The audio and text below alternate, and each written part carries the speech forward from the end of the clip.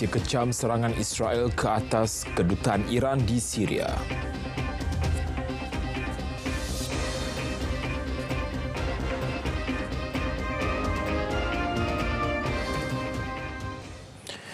Assalamualaikum dan selamat malam. Berita tengah malam bersama saya Nazri Fahmi Syakri. Malaysia mengecam tindakan Israel yang menyasarkan bangunan kedutaan Iran di ibu negara Syria. Serangan itu jelas melanggar undang-undang antarabangsa dan amalan diplomatik. Kementerian Luar Negeri dalam satu kenyataan berkata Malaysia menyuruh agar semua pihak mematuhi undang-undang antarabangsa dan menghormati permis diplomatik sebagai kawasan mutlak bagi sesebuah negara. Malaysia turut menggesa siasatan menyeluruh terhadap serangan tersebut. Dalam serangan yang mengakibatkan beberapa kematian dan kecederaan itu, pesawat perang Israel mengebom bangunan tambahan konsulat Iran. 7 pegawai termasuk Komander Tertinggi Kor Pengawal Revolusi Islam Iran IRGC dilaporkan terbunuh. Kerajaan memantau agensi-agensi penguasaan negara secara dekat bagi mengekang anggota dan pegawai terpalit isu salah laku dan rasuah. Perdana Menteri Datuk Seri Anwar Ibrahim berharap langkah itu dapat mengatasi perbuatan sedemikian dalam kalangan pejabat awam yang menjalankan amanah menjaga keselamatan negara. Ini peringatan daripada penguasaan, penjaga custom, lembaga hasil dalam negeri, immigration. Kita sedang pantau dari dekat, dan saya harap sangatlah supaya kita dapat elakkan laporan-laporan kecurangan ini, kerana majoriti itu berhasrat untuk buat kebaikan. Datuk Seri Anwar berucap pada Majlis Perhimpunan Bulanan bersama warga Kementerian Keuangan di Putrajaya. Sementara itu, Perdana Menteri menegaskan kerajaan Madani sentiasa membuat sehabis baik dengan mengambil pelbagai langkah dalam mengatasi masalah kos sara hidup dan isu kartel. Justru pelaksanaan penyasaran subsidi dan perubahan sistem pencen tidak seharusnya dipertikai. Sempit, kita boleh maju. Islam itu anjurkan perubahan dan kemajuan. Islam itu anjurkan integriti dan tata kelola yang baik. Tapi Islam yang dibicarakan itu, bila kita sebut tata kelola, amalan menyakau, dia sanksi. Ada ahli parlimen kata, apa nak perubahan? Bila penyasaran subsidi dan juga perubahan sistem pencen, kita tahu, tapi tak boleh kerana ahli parlimen ada yang B40. Itu cakap apa itu? Gaji puluh ribu dengan allowance masih B40. Beliau tidak menafikan cabaran kos sara hidup masa kini, namun kerajaan terus menggandakan usaha menanganinya, antaranya dengan memerangi kewujudan kartel dan menurunkan harga bekalan makanan selain semakan semula pemberian subsidi. Suruhanjaya Pencegahan Rasuah Malaysia SPRM akan memastikan titah Seri Paduka Baginda yang di-Pertuan Agong Sultan Ibrahim untuk memerangi rasuah dilaksanakan sepenuhnya dengan berintegriti. Ketua Pesuruhjaya SPRM Tan Sri Azam Baki menerusi kenyataan berkata, ketegasan baginda memerangi ancaman rasuah perlu dijunjung setiap lapisan masyarakat kerana ia merupakan teras kestabilan negara. Sebagai itu, beliau berharap agar semua rakyat tanpa kompromi berganding bahu bersama SPRM dalam melaksanakan titah Seri Paduka. Terdahulu yang di-Pertuan Agong Sultan Ibrahim menitahkan memerangi rasuah sebagai musuh nombor 1 negara antara tumpuan utama dalam pemerintahan baginda. Indikator khusus akan dibangunkan bagi mengukur tahap kejaminan makanan negara. Timbalan Perdana Menteri Datuk Seri Fadilah Yusof berkata perkara itu antara inisiatif yang diperhalusi pada mesyuarat jawatankuasa eksekutif mengenai dasar sekuriti makanan negara semalam. Inisiatif lain termasuk berkolaborasi dengan semua kementerian, jabatan atau agensi bagi menawarkan tanah yang belum dibangunkan untuk program penanaman bawang. Ia bertujuan mengurangkan 30% kadar kebergantungan import bawang menjelang 2030. Datuk Seri Fadilah yang juga Menteri Peralihan Tenaga dan Transformasi Air memaklumkan kerajaan turut menetapkan polisi penghasilan dan penjualan daging kultur dan hasil daging kultur serta cell-based food di Malaysia. Transformasi perubahan struktur sektor padi dan beras negara turut dicadangkan.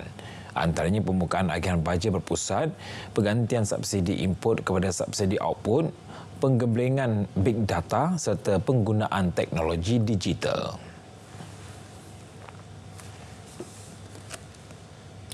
Kementerian Perdagangan Dalam Negeri dan Kos Sara Hidup KPDN beri jaminan pemantauan serius terhadap harga ayam di pasaran menjelang sambutan Hari Raya Aidilfitri. Menterinya Datuk Armizan Muhammad Ali menegaskan pihaknya akan mengambil tindakan terhadap mana-mana peniaga yang didapati menjual pada harga yang tidak munasabah. Hasil daripada pemantauan kita, harga ayam di pasaran dan begitu juga assurance yang kita terima daripada Kementerian Pertanian dari segi supply itu juga mencukupi. Jadi kita melihat bahawa harga ayam di pasaran itu adalah stabil dan kita tidak masukkan dalam senarai ini. 39 peniaga akan dikenakan tindakan di bawah Akta Kawalan Harga dan Anti Pencatutan AKHAP 2011 sekiranya terdapat aduan dan didapati bersalah. Beliau berkata demikian kepada pemberita pada Majlis Pelancaran Skim Harga Maksimum Musim Perayaan SHMMP Hari Raya Aidilfitri 2024 dinilai. Ia berkuasa bermula 5 hingga 19 April ini melibatkan 22 jenis barangan. Dalam perkembangan lain, Datuk Armizan memaklumkan sebanyak 32,348 premis bazar Ramadan diperiksa sejak 12 Mac hingga semalam melalui op pantau di seluruh negara. Pihaknya menerima 1,030 aduan melibatkan 146 kes merangkumi pelbagai kesalahan. Sementara nilai kompaun keseluruhan sebanyak RM19,100 direkodkan. Sementara itu, tinjauan kru RTM mendapati ayam di pasaran dijual pada harga antara RM9 hingga RM9.50 sekilogram. Ia menghampiri purata harga ayam bersih standard peringkat nasional iaitu RM8.50 sekilogram. Memang harga berpatutan. So at least macam kita pun boleh berbelanja dengan amount sebegitu, tidaklah sehingga mencecah harga yang tidak munasabah kan. So far harga ayam boleh kita beli sebagai pengguna B40. Akan murah lah, tahu dulu RM10 lebih. Kalau penting sekarang RM9 okey lah. Sebab saya pun suka makan ayam, saya beli ayam gorengan. Kalau murah lagi baik. Untuk harga ayam sekarang bagi saya berpatutan. Kita boleh membelilah untuk membeli ayam tu kan okey. Taklah orang kata macam terlalu mahal dan kita boleh maksudnya beli tu dalam kuantiti yang kita perlukan. Kalau kita nak beli banyak sekaligus memang kita akan rasa terbeban. Tapi untuk seekor ayam dengan harga hari ini insya-Allah okey.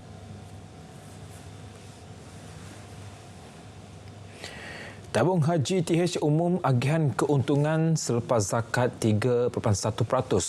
Bagi tahun kewangan 2023 sama seperti kadar tahun lalu.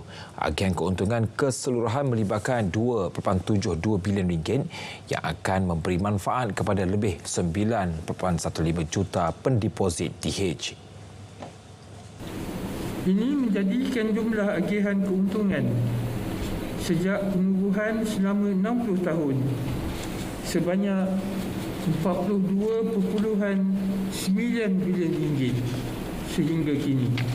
TH berharap dengan pelunasan zakat ini secara langsung atau tidak langsung dapat membantu usaha kerajaan menutahkan kemiskinan tegal di seluruh negara. Beliau bercakap pada sidang media pengumuman agihan keuntungan TH tahun 2023. Turut hadir pengerusi TH Tan Sri Abdul Rashid Hussain serta pengarah urusan kumpulan dan ketua pegawai eksekutif TH Syed Hamadah Syed Othman. Kerangka Dasar Sumber Manusia Kebangsaan akan dilancarkan pada 1 Mei ini sempena sambutan Hari Pekerja 2024. Menurut Menteri Sumber Manusia Stephen Sim, ia bakal menjadi garis panduan dasar untuk melaksanakan program pembangunan modal insan. Perkenalkan kerangka dasar sumber manusia kebangsaan yang jurung kali. Ini akan melihat kepada beberapa kelompangan ataupun kesenjangan yang wujud dalam dokumen-dokumen dasar masa kini, contohnya tentang agenda masyarakat menua, agenda perkembangan teknologi AI, kecerdasan buatan, ekonomi hijau dan penglibatan wanita dalam sektor pekerjaan dan sebagainya. Kita melihat kepada semua ini untuk merangka satu garis panduan dan strategi untuk memandu dasar-dasar dan juga program KESUMA. Pelancaran kerangka dasar tersebut akan disempurnakan Perdana Menteri Datuk Seri Anwar Ibrahim. Isu membabitkan memorandum persefahaman MOU lapuk berkaitan pekerja sektor formal dari Indonesia akan dikaji semula. Menteri Sumber Manusia berkata perkara itu akan dibincangkan melalui jawatankuasa kerja bersama antara Malaysia dan Indonesia Mei ini. Prosesnya kita akan bincang dalam jawatan kuasa kerja bersama antara Malaysia dan Indonesia yang akan berlangsung pada bulan Mei nanti. Kali ini tuan rumahnya ialah Malaysia lah. Jadi kita akan bincang, kita akan bangkitkan isu MOU dan segala benda yang dilihat ada keperluan untuk semak semula dan sebagainya boleh dibawa ke perbincangan dalam jawatan kuasa kerja bersama itu. Sebab itulah platform rasmi. Sebelum ini, Indonesia menuntut MOU membabitkan sektor formal pekerja dari negara itu ke Malaysia, terutama sektor peladangan dan pembinaan dikaji semula selepas 20 tahun tidak disemak. Pencipta kandungan dan pempengaruh media sosial dinasihati menghasilkan kandungan yang sesuai dengan semua lapisan umur, terutama kanak-kanak. Menteri Komunikasi Fahmi Fadzil berkata kerajaan bimbang dengan kandungan yang boleh mendatangkan kesan negatif, terutama kepada kanak-kanak di bawah 13 tahun. Saya harap para pempengaruh, influencer dan public figure melihat konten mereka ni boleh ditonton oleh mereka yang bawah umur. Tapi masa yang sama saya akan adakan pertemuan dalam masa terdekat kerana kita mungkin perlu membuat beberapa keputusan terutama untuk pastikan media sosial ni selamat digunakan dan tidak digunakan oleh kanak-kanak di bawah usia 13 tahun. Beliau sebelum itu menyentuh isu kontroversi melibatkan seorang usahawan kosmetik yang memuat naik sedutan lagu Aidilfitri terbaru di akaun media sosial peribadinya. Beliau telah meminta Suruhanjaya Komunikasi dan Multimedia MCMC mengambil tindakan bersesuaian berhubung sedutan klip video yang dimuat naik oleh usahawan kosmetik itu. 7,473 notis dikeluarkan Jabatan Pengangkutan Jalan JPJ di seluruh negara dalam Ops khas Hari Raya Aidilfitri 2024 yang bermula semalam. 25% membabitkan pelbagai kesalahan. Pengarah kanan kuasa JPJ, Datuk Lokman Jamaan berkata sebanyak 29,760 kenderaan pelbagai jenis diperiksa. Dan saya nak mengingatkan orang awam, biarlah bersama-sama dengan kita, JPJ, menjadi mata dan telinga JPJ untuk melaporkan sebarang aduan terhadap kesalahan-kesalahan jalan raya. Ambil gambar mereka, laporkan kepada kami menerusi aplikasi MyJPJ, e-aduan ataupun JPJ ataupun email aduantrafik.jpj.gov.my. Jadi saya minta orang ramai supaya bekerjasama dengan kita bagi memastikan kelancaran, keselamatan dan keselesaan pengguna-pengguna jalan raya terutamanya ketika musim perayaan ini. Tambah beliau seramai 2,000 anggota bertugas 16 hingga 24 jam selama 20 hari pelaksanaan operasi tersebut. Jabatan Bomba dan Penyelamat Malaysia JBPM menyasarkan pemeriksaan khusus terhadap premis inap desa di seluruh negara menerusi pasukan petugas khas menghapus bahaya kebakaran MPK Aidilfitri. Menurut Ketua Pengarah JBPM, Datuk Nur Hisham Muhammad, ia dilaksanakan berikutan trend semasa orang ramai memilih menginap di inap desa dan bilik sewa pada musim perayaan.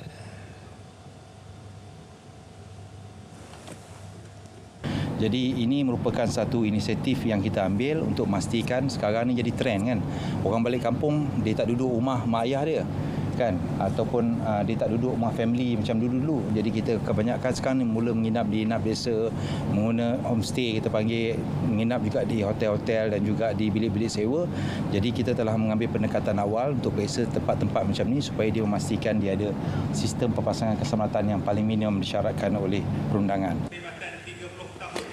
Sehingga Mac 2024, sebanyak 4,900 premis telah diperiksa termasuk 558 yang diperiksa dalam Task Force Khas MBK Aidilfitri seluruh Malaysia. Beliau berkata demikian pada Majlis Anugerah Perkhidmatan Cemerlang 2023 JBPM Negeri Sembilan dan Melaka di Seremban. Susulan tragedi 5 sekeluarga dihanyut arus deras ketika menjala ikan pada Ahad lalu. Mangsa terakhir, seorang kanak-kanak berusia 4 tahun berjaya ditemukan kira-kira 7 km dari lokasi kejadian. Menurut penguasa kanan bomba 1 Zon Petaling, Jabatan Bomba dan Penyelaman Wan Syariman Wan Saleh, orang awam melaporkan menemui mayat kanak-kanak di Lombong D Island, berhampiran Jalan Puchong, Cyberjaya. Jadi kalau kita tengok jarak dia daripada Kota Perdana sehingga ke Tasik Putra Perdana, kalau ikut menyusuri Sungai Rasa ni, jarak dia lebih kurang 7 km lebih lah.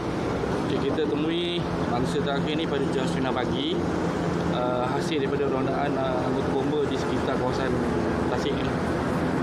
Mana pada pagi ini kita operasi kita telah bermula pada jam 7.30 pagi. Bapa mangsa telah mengesahkan identiti mayat yang merupakan anak bongsunya. Dalam kejadian, 2 beranak selamat dan 3 lagi ditemukan lemas. 7 projek rancangan tempatan banjir RTB dengan kos RM1.6 bilion di Johor dijangka siap lebih awal, iaitu pada 2027 berbanding jangkaan siap pada tahun 2029. Esko Kejaraya Pengangkutan Infrastruktur dan Komunikasi Muhammad Fazli Muhammad Saleh berkata ia berjaya dipercepatkan hasil komitmen kontraktor terlibat. Jelas beliau, projek sudah bermula melibatkan kerja fizikal dan reka bentuk.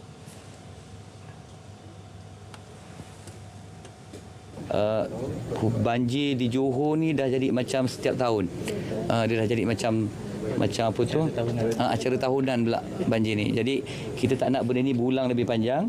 Alhamdulillah perbincangan demi perbincangan JPS, pihak kontraktor dan juga kerajaan persekutuan untuk beberapa projek kita berjaya dapat awalkanlah beberapa tahun. Projek RTB melibatkan menaik taraf Sungai Muar, naik taraf kolam takungan Sungai Johor di Kota Tinggi dan tempatan banjir di Bandar Batu Pahat, Sungai Batu, Seri Medan. Program Bekahnya Ramadan menjadi platform terbaik memperkukuh kerjasama antara RTM dan rakan strategik. Ketua Pengarah Penyiaran Datuk Suhaimi Sulaiman berkata inisiatif tanggungjawab sosial korporasi SR itu mendapat sambutan menggalakkan. Apa yang penting di sini adalah kita melihat kepelbagaian yang ada dalam RTM, dan yang lebih penting sekali adalah kita mendekati orang yang menyokong kita, penonton kita, ya, pembaca artikel-artikel kita dan pendengar kita.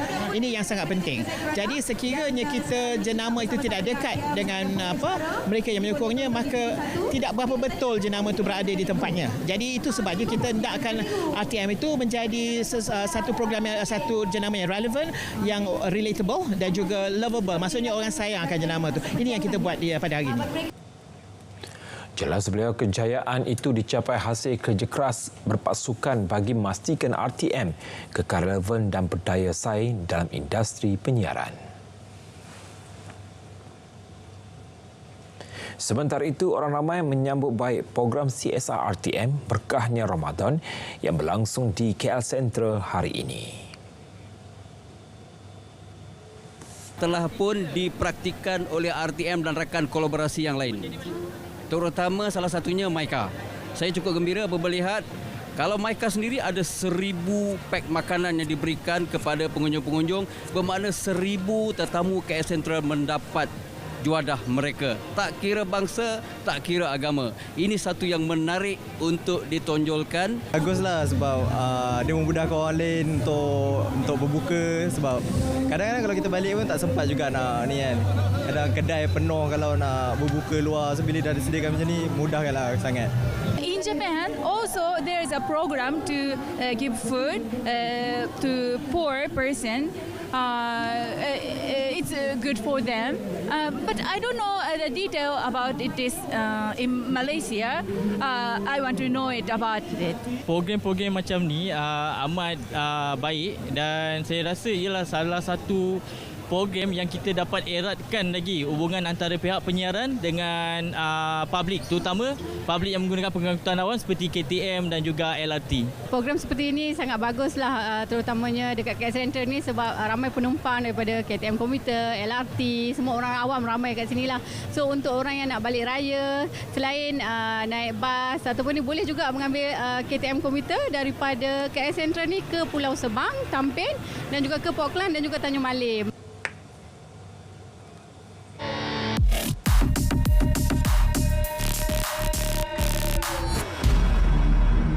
Tular di TikTok mempersoal tindakan Menteri Kesihatan yang mahu penguatkuasaan berkaitan rokok dipertingkat hantaran memaparkan arahan menteri berkenaan yang ditokok tambah.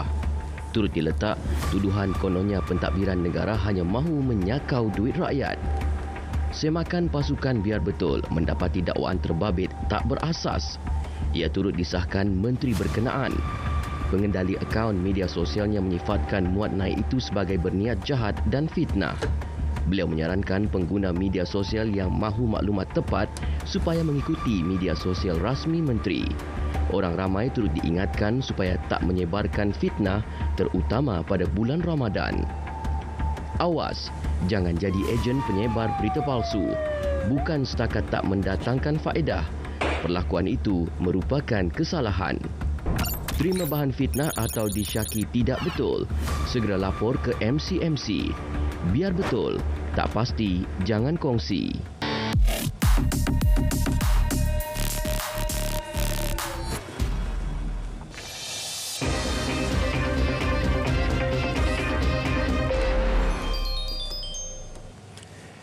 Berita sukan, Presiden Persatuan Bola Sepak Malaysia FAM, Dato' Hamidin Mohamed Amin mengesahkan badan induk itu tidak menerima apa-apa surat daripada Ketua Jurulatih Harimau Malaya Kim Panggon yang dikabarkan bersedia meninggalkan pasukan. Tegasnya dakwaan itu sebagai cubaan mencipta kontroversi susulan kekalahan Malaysia kepada Oman pada aksi kumpulan di kelaikan Piala Dunia 2026, Piala Asia 2027 pada bulan lepas. Jadi saya telah menelpon Kim Panggon dan Kim Panggon itu memang telah menafikan perkara tersebut. Jadi ini tuan-tuan, kalau tuan-tuan semua ada fikiran, tuan-tuan bertengok. Macam orang ni dia niat baik ke tak baik? Dengan itu untuk bola sepak negara. Kalau macam ini susah kita nak pergi World Cup. Dia berkata demikian selepas Kongres Tahunan FAM ke-60 di Subang Jaya semalam. Laporan berita sebelum ini mendedahkan Kim Panggon serta Barisan Kejurulatihan menyatakan hasrat untuk berundur menerusi surat yang dihantar kepada FAM. Sekian berita tengah malam dari Sungai ke Segara, Palestin pasti merdeka. RTM, teman setia anda. Assalamualaikum.